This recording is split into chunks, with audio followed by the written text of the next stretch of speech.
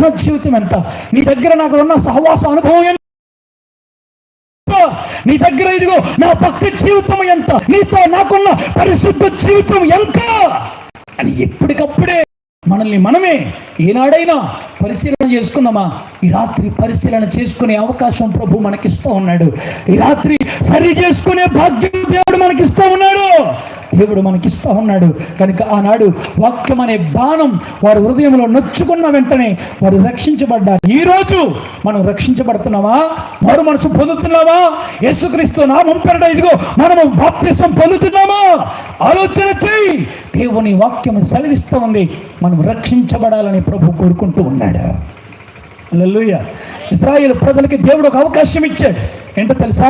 మీరు తర్వాత మీరు చదువుకోండి. ఇర్మియా గ్రంథం 8వ అధ్యాయం 20వ వచనంలో ఇశ్రాయేలు ప్రజలందరికీ కూడా ఇచ్చిన ఉచితమైన రక్షణను గుండెలు బాదుకొని ఏడుస్తూ ఉంటే, రొమ్మలు గుద్దుకొని ఏడుస్తూ ఉంటే అమ్మా చూడండి, నా హృదయములో గట్టి ఉన్నది, నీ చేయి నా మీద. చాలండి, దేవునికి స్తోత్రం. భక్తుడిని దారి అంటూ ఉన్నాడు, అయ్యా ఇదిగో నిశ్చయముగా నీ బాణం నా హృదయంలో గట్టిగా నాటి ఉన్నదని మాట్లాడుతూ ఉన్నాడు. ఏంటా బాణం అంటే వాక్యం అనే బాణం. దేవునికి స్తోత్రం. హల్లెలూయా. నీ వాక్యమే నన్ను బ్రతికించుతున్నది, అది నా బాధలలో నెమ్మది కలగజేస్తూ ఉంది. దేవునికి స్తోత్రం. దేవుని వాక్యం అనబడుతున్న బాణం, ఇది వాక్యం అనబడుతున్న రక్షణ బాణం. దావీదు యొక్క హృదయంలో ఎలా ఉందో తెలుసా? గట్టిగా నాటబడిందని మాట్లాడుతూ ఉన్నాడు. ఈ రోజున మనం చెప్పగలమా? ఎప్పుడో గత వారం అయిన వాక్యం ఈరోజు మనం చెప్పమంటే చెప్పం. ఆఖరికి ఎందుకు? ఈ రాత్రి జరిగిన ప్రసంగం రేపు ఎవరైనా దైవజనులు వచ్చి అడిగితే కొంతమంది మీలో బుర్రలు కొక్కునే వాళ్ళు ఉన్నారు. అని మన బుర్రలన్నీ ఏం బుర్రలు అంటే మట్టి బుర్రలు. కానీ మనం సమాజంలో పైకి ఎలా కనబడతాం తెలుసా?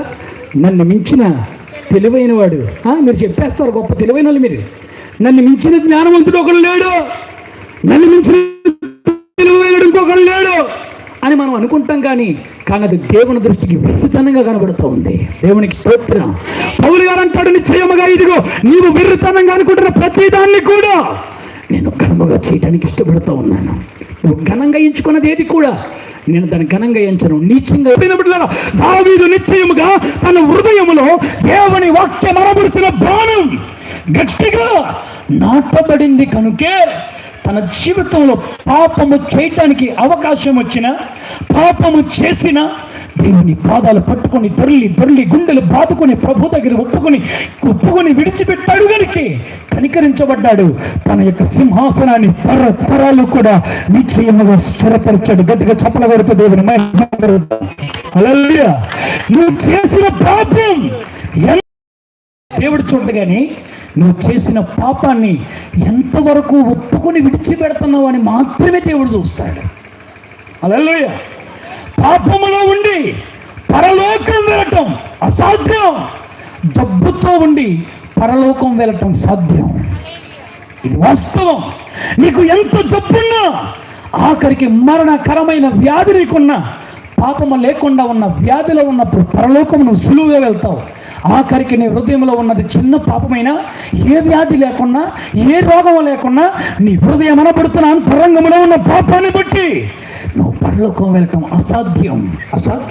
ఆ దేవుని వాక్యాన్ని వింటూ ఉన్నప్పుడు బిడ్డలారా, వాక్యము దొరుకుతున్నప్పుడు మాత్రమే మనము శీఘ్రముగా మనం అంగీకరించే వారమై ఉండాలి. వాక్యము మనకి శీఘ్రముగా వినిపించబడుతున్నప్పుడు మాత్రమే మనము దాన్ని అంగీకరించి ప్రభు దగ్గర మన పాపాన్ని ఒప్పుకొని విడిచిపెట్టి కనికరించబడాలి. ఇంకా సమయం ఉందలే అని అనుకున్నప్పుడు దేవుని సమయం కనుక దగ్గర వస్తే, దేవుని ఆఖరి కాలమైతే, ఈ ఆఖరి రాత్రి అయితే ఒక్కసారి మన పరిస్థితి ఏంటో ఒకసారి ఆలోచన చేయండి. ఇశ్రాయేలు యొక్క జీవితంలో ఆ రాత్రి ఆఖరి రాత్రి అయిపోయింది. ఇదిగో కోతకాలము గతించిపోయింది, గ్రీష్మకాలం వచ్చేసింది. అయినను మేము శ్రమ దినాలు ఎంటర్ అయినప్పుడు వాక్యము కొరకు నిశ్చయముగా ఈ దిక్కు నుండి ఆ దిక్కు